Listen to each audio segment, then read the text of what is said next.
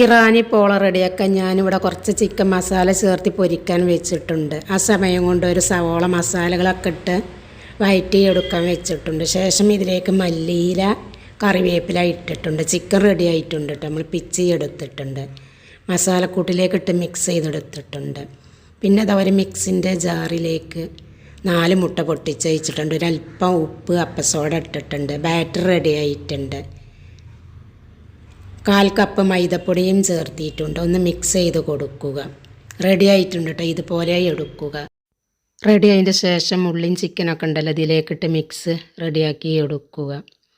പിന്നെ നമ്മൾ കേക്ക് ബോട്ടിലേക്ക് ഒരല്പം നെയ്യ് പുരട്ടിയിട്ടുണ്ട്. ഇതിലേക്ക് ഒഴിച്ചൊന്ന് മുകളിൽ ലെവലാക്കി കൊടുക്കുക. അടച്ചതുപോലെ 20 മിനിറ്റോ 25 മിനിറ്റിൻ്റെ ഉള്ളിൽ തന്നെ അത് റെഡിയായി വരും കേട്ടോ.